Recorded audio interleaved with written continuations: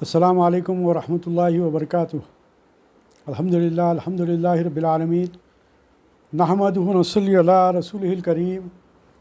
اما بعد، قال اللہ تعالی فی شان حبیبہ ان اللہ وملائکتہ یصلون علی النبی یا ایھا الذین آمنوا صلوا علیہ وسلموا تسلیما۔ اللہم صل علی سیدنا نبینا شفیعنا حبیبنا مولانا محمد وبارک وسلم۔ رب اشرح لی صدری ویسر لی امری واحلل عقدۃ من لسانی یفقہوا قولی۔ صدق اللہ العلی العظیم۔ فاعوذ باللہ من الشیطان الرجیم، بسم اللہ الرحمن الرحیم۔ وَإِذْ قُلْنَا ادْخُلُوا هَٰذِهِ الْقَرْيَةَ فَكُلُوا مِنْهَا حَيْثُ شِئْتُمْ رَغَدًا وَادْخُلُوا الْبَابَ سُجَّدًا وَقُولُوا حِطَّةٌ نَغْفِرْ لَكُمْ خَطَايَاكُمْ وَسَنَزِيدُ الْمُحْسِنِينَ۔ فبدل الذين ظلموا قولا غير الذي قيل لهم فأنزلنا على الذين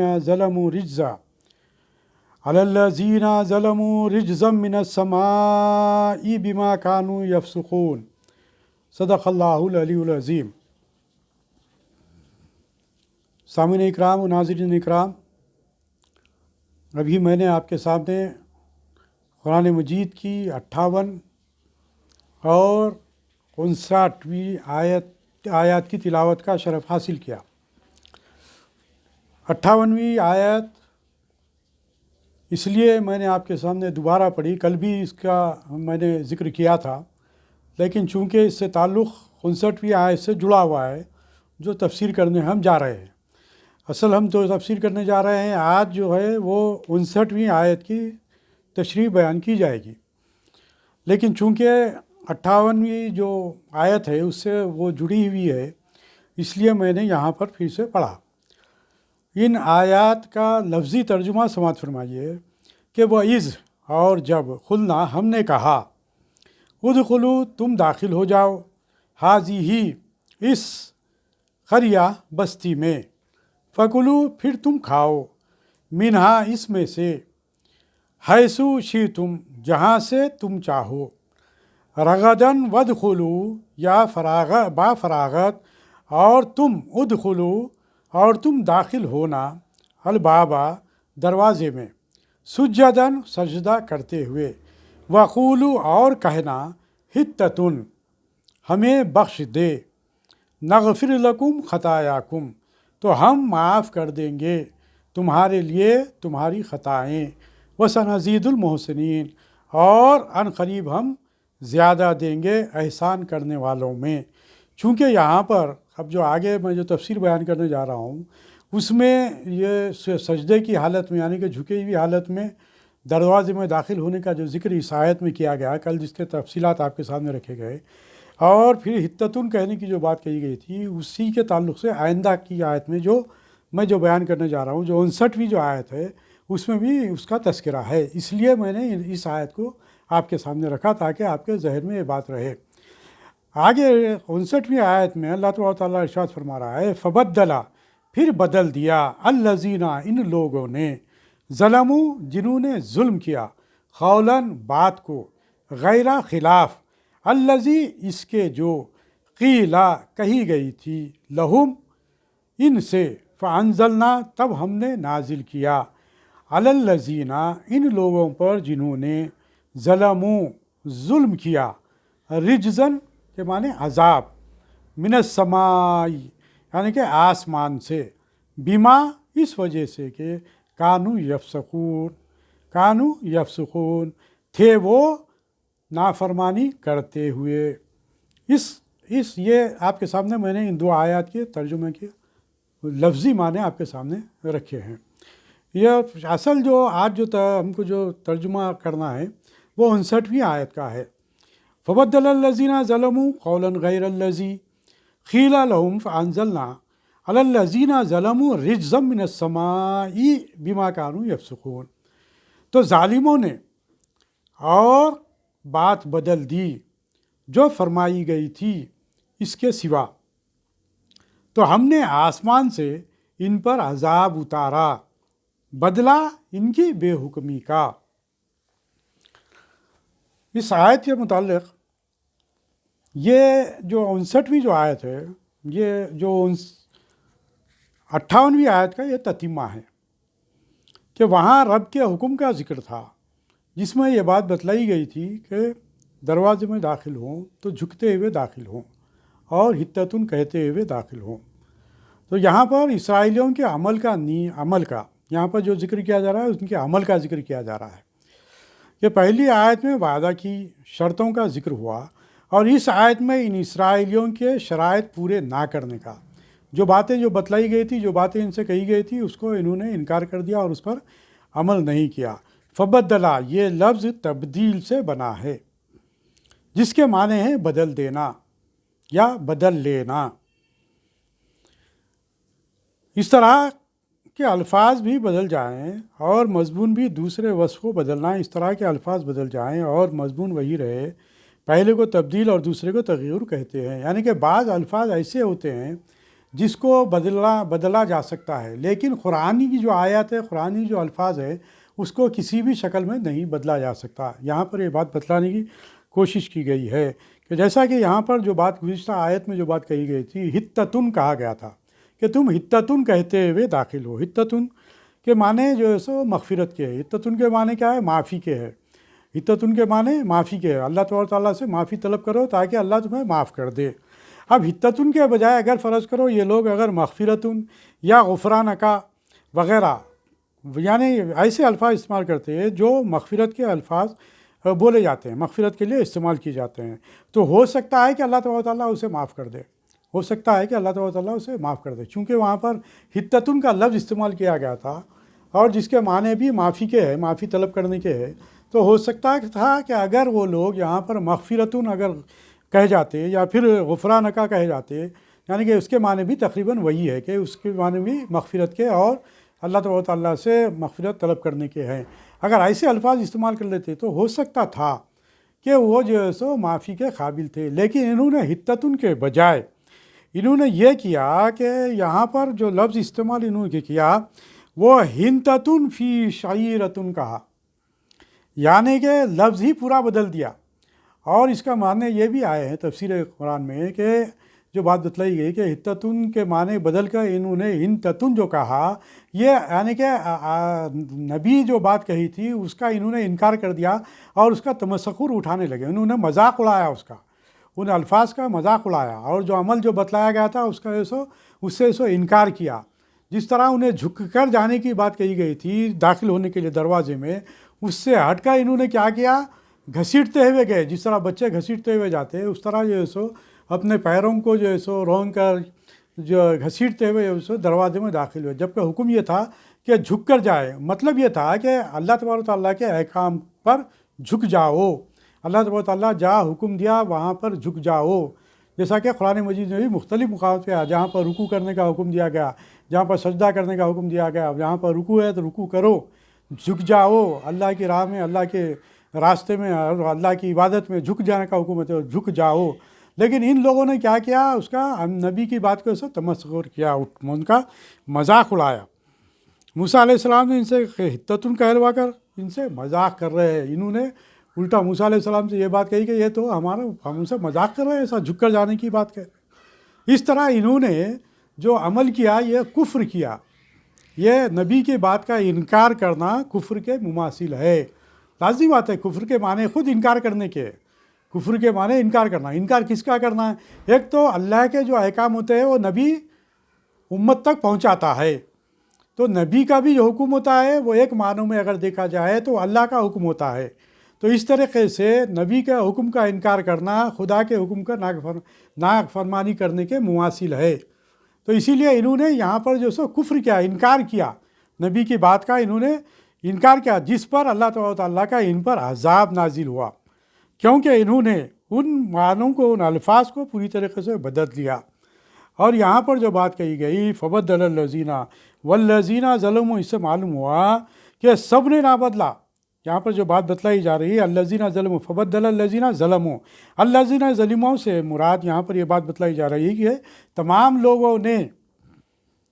اس بات کا، یعنی کہ تمام لوگوں نے وہ جرم نہیں کیا، انکار نہیں کیا، بلکہ ان میں سے جو لوگ نبی تھے، جو لوگ جو ساتھ تھے نبی کے جو لوگ ماننے والے تھے انہوں نے تو حتتن کہتے ہوئے اور سجدے کی حالت میں جھکی ہوئی حالت میں ہی انہوں نے داخل ہوا، لیکن بعض لوگ جو اس کے اندر جو لوگ تھے زیادہ تر اکثر کثرت کے کثیر تعداد میں جو لوگ تھے انہوں نے اس بات کا انکار کیا اور اس کی جو سو یعنی کہ انکار کرتے ہوئے اس کا مذاق اڑایا۔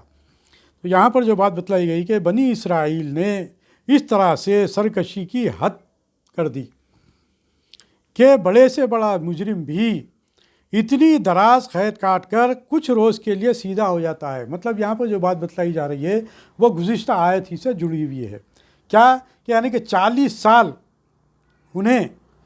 وہ تیہ کے جنگل میں تیہ کے مقام پر جیسے انہیں قید وہ بند کی سزا دی گئی تھی اور وہاں پر جو سو من و سلوا جو سو اتارا گیا تھا اور وہاں پر من و سلوا کھانے کے لیے انہیں دیا گیا تھا، پھر بھی اللہ تعالیٰ نے رحم کر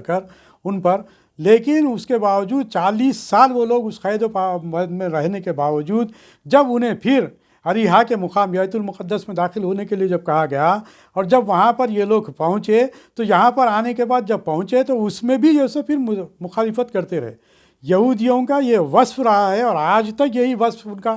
لگا ہوا ہے کہ انہوں نے ہمیشہ انبیاء کرام کی نافرمانی کی اور آج بھی انبیاء کرام کی نافرمانی کر رہے ہیں، توریت کو نظر انداز کرے ہوئے ہیں اور اسلام قبول نہیں کر سرکار صلی اللہ علیہ وسلم پر ایمان نہیں لا کر آج بھی اسلام کے خلاف وہ ریشہ دوانیاں کر رہے ہیں۔ آج بھی ساری دنیا میں سب سے بڑا اگر کوئی دشمن ہے تو یہودی قومی ہے، بنی اسرائیل ہی ہے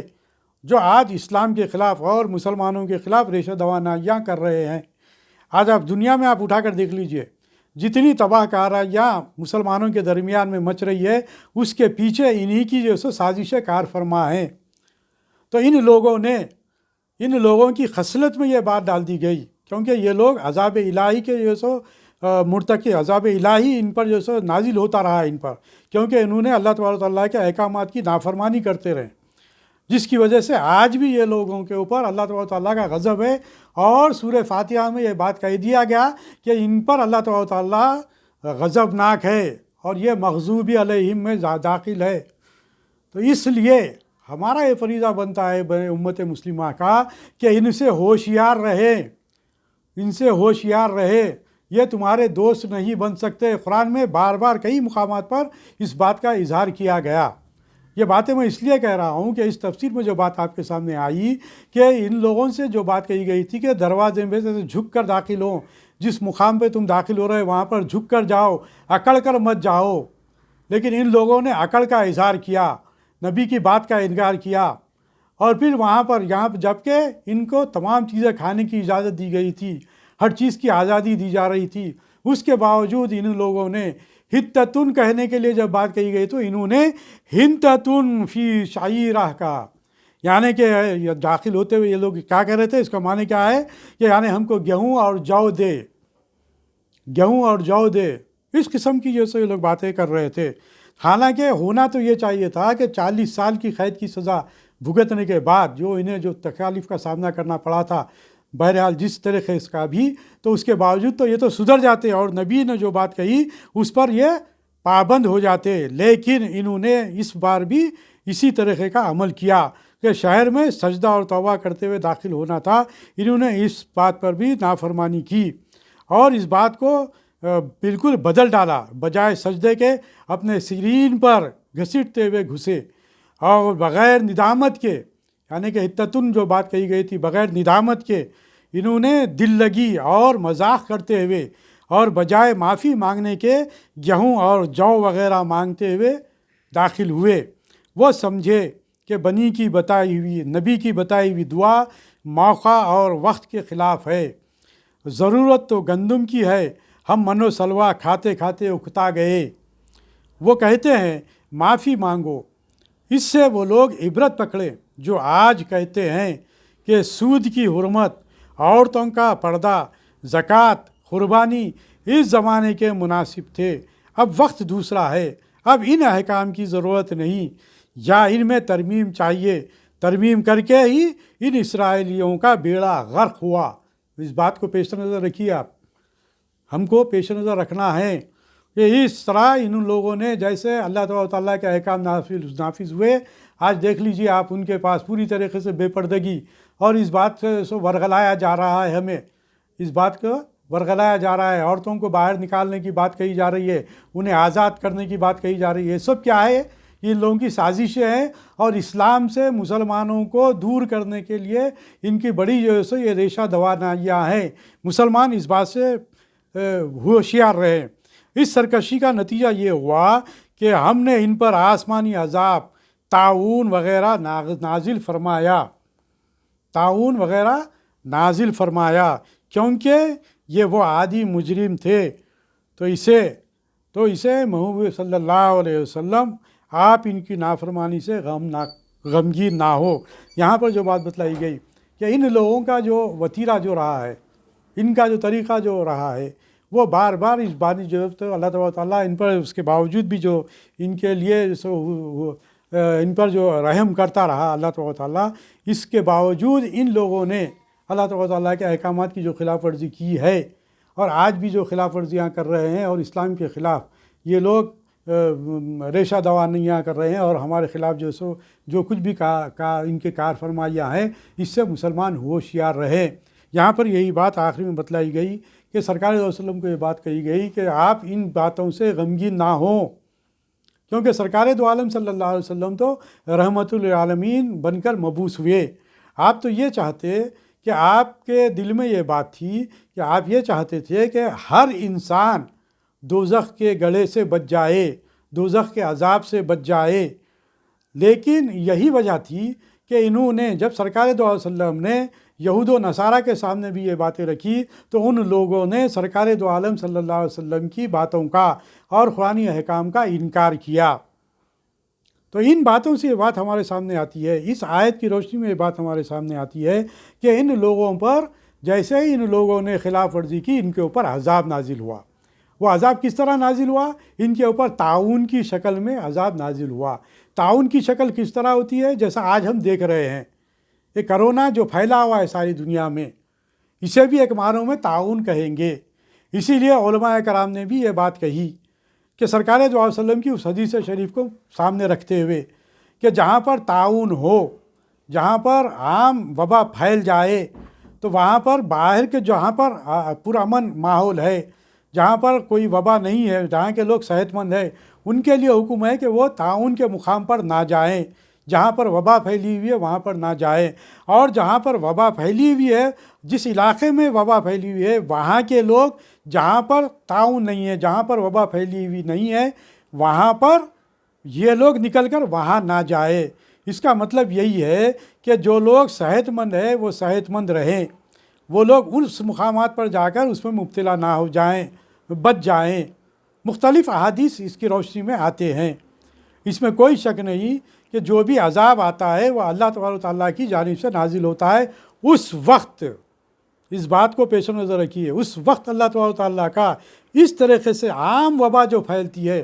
عام طاعون جو آتا ہے، یہ اس وقت آتا ہے جب نیکوکاروں پر گنہگاروں کا غلبہ ہو جاتا ہے، یا پھر یہ کہیے کہ جو نیکیوں پر جہاں پر برائیوں کا غلبہ ہو جاتا ہے، جہاں پر نیکیاں کم ہو جاتی ہیں اور برائیاں عام ہو جاتی ہیں، تو وہاں پر اللہ تبارک و تعالیٰ عذاب نازل کرتا ہے، وہاں پر اس طرح کا عذاب نازل کرتا ہے۔ تو ان لوگوں پر بھی جنہیں اللہ تبارک و تعالیٰ نے آگے جو بات کہا کہ ان لوگوں نے فَأَنزَلْنَا، پس اتارا ہم نے عَلَى الَّذِينَ ظَلَمُوا رِجْزًا مِنَ السَّمَاءِ بِمَا كَانُوا يَفْسُقُونَ، پس اتارا ہم نے ان پر آسمان سے عذاب، یہ تھا ان کا بدلہ جو انہوں نے بے حکمی کی، یعنی کہ اللہ تبارک و تعالیٰ نے جو احکام نازل کیے تھے اس کی بے حکمی کی تھی، جس کی وجہ سے اللہ تبارک و تعالیٰ نے یہاں پر بھی عذاب نازل کیا، یعنی کہ ان لوگوں پر، ان بنی اسرائیلیوں پر عذاب نازل کیا۔ تو روایت میں یہ بات آتی ہے کہ ایک روایت میں بات آتی ہے کہ 24,000 بنی اسرائیل ختم ہو گئے، 24,000 بنی اسرائیل، اور ایک روایت میں یہ بات آتی ہے کہ 70,000 بنی اسرائیل اس طاعون کی زد میں آئے اور وہ ختم ہو گئے۔ من السمائی، جس آسمان سے کہ ان پر من و سلوہ کی نعمتیں آئی تھی، جہاں پر وہ تیہ کے مقام پر تھے، وہاں پر من و سلوہ نازل ہوا تھا، نعمتیں انہیں حاصل ہوئی تھی، اسی سے اب تعاون وغیرہ آئی۔ اب یہاں پر ان کے اوپر کیا ہوا، جہاں پر من و سلوہ اتارا جا رہا تھا بغیر کسی مشقت کے، بغیر کسی تکلیف کے، انہیں کھانے کے لیے دیا جا رہا تھا اور پہننے کے لیے کپڑا ان کے جسم پر جو سا اللہ تبارک و تعالیٰ اس طریقے سے وہ کر رہا تھا کہ وہ خود بخود ان کے یعنی کہ سائز کے حساب سے بڑھتا چلا جاتا تھا، ان کے خط کے حساب سے بڑھتا چلا جاتا تھا۔ لیکن اب یہاں پر اس کے باوجود پھر انہوں نے خلاف ورزی کی، تو ان پر جہاں پر من و سلوہ اتر رہا تھا، اب یہاں پر آ جانے کے بعد پھر خلاف ورزی کرنے کے بعد ان پر تعاون، اللہ تبارک و تعالیٰ کا عذاب نازل ہوا۔ اور یہ عذاب کیسا تھا؟ یہ عذاب زہریلی ہوا چلی، جس سے کہ ان کے خون میں زہریلا مادہ پیدا ہو گیا۔ یہ جو وبا جو پھیلی، یہ کیا تھی وبا؟ زہریلی مادہ، زہریلی خون میں زہریلی مادہ پیدا ہو گیا اور جسم کے نرم مقامات پر گٹھلیوں کی شکل میں نمودار ہونے لگا۔ یہ عذاب اس لیے آیا کہ وہ فسق و فجور کے عادی ہو چکے تھے۔ یہاں پر جو بات کہی گئی کانو یفسقون، کہ یہ فاسقین میں ان کا شمار ہو گیا تھا، انہوں نے اپنے آپ کو فسق و فجور میں ڈھال لیا تھا، اللہ تبارک و تعالیٰ کے احکامات کی مسلسل خلاف ورزی کرنے لگے تھے۔ اب جہاں پر اللہ تبارک و تعالیٰ کی خلاف ورزیاں ہوتے ہیں وہاں پر اللہ تبارک و تعالیٰ کا عذاب آتا ہے۔ یہاں پر آخری میں جو نقطہ بیان کیا وہ یہی کہ جہاں پر فسق و فجور جب زیادہ ہو جاتا ہے، جب اس میں مبتلا ہو جاتے ہیں لوگ، اور لوگ فاسق اور فاجر ہو جاتے ہیں، تو ایسے مقامات پر اللہ تبارک و تعالیٰ کا عذاب نازل ہوتا ہے۔ آج ہم ساری دنیا کا جائزہ لیں، ساری دنیا کا جائزہ لے تو آپ کے سامنے یہی بات آ جائے گی کہ ہم سارے کے سارے کہنے والے تو لا الہ الا اللہ محمد رسول اللہ ہیں، ہم نمازیں بھی پڑھتے ہیں، زکوٰۃ بھی ادا کرتے ہیں، حج بھی کرتے ہیں، الحمدللہ ثم الحمدللہ،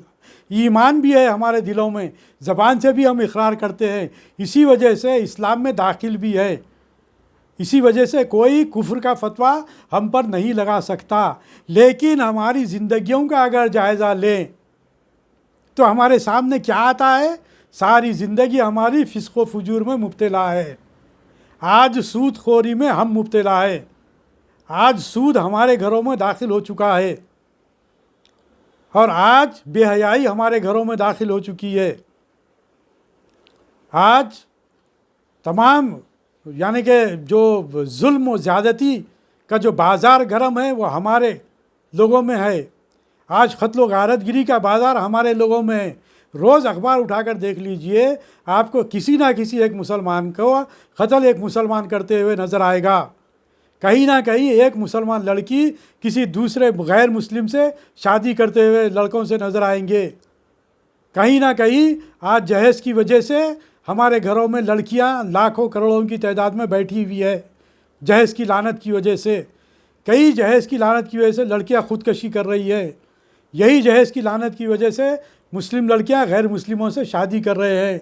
اور غیر مسلم لوگ RSS اور ہندو سماج کے لوگ باضابطہ سازش کیے ہوئے ہیں کہ ایسے مسلم لڑکیوں سے دوستی کریں اور ان سے دوستی کر کر شادی کریں، انہیں ہم مدد کریں گے۔ غیر مسلم جو ہندو جو راشٹر سماج ہے اور ہندوؤں کی جو تنظیم ہے وہ لوگ باضابطہ اس قسم کی سازشیں رچ رہی ہے۔ تو اس کی وجہ کیا بن رہی ہے؟ اس کی وجہ ہم خود بن رہے ہیں کہ ہم ہمارے لڑکیوں کی شادیاں آسان نہیں کرنا چاہتے۔ آج بھی اس ماحول میں بھی، کرونا کے ماحول میں، جہاں پر 10,000 20,000 50,000 1 لاکھ میں شادی آسانی سے ہو سکتی ہے، آج بھی میں یہ دیکھ رہا ہوں کہ وہاں پر 10 لاکھ 15 لاکھ روپے خرچ کر کر شادیاں کر رہے ہیں۔ کیوں کر رہے ہیں؟ کیوں آپ 10 لاکھ روپے 15 لاکھ روپے خرچہ کر کر اپنی جھوٹی شان، ریاکاری، دکھاوا یہ جو کر رہے ہیں، اس سے نہ دنیا والے خوش ہونے والے ہیں نہ اللہ خوش ہونے والا ہے،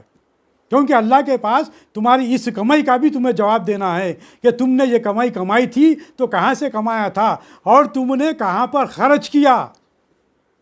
تم اپنے شان و شوکت کا اظہار کرنے کے لیے لاکھوں روپے خرچ کر رہے ہو،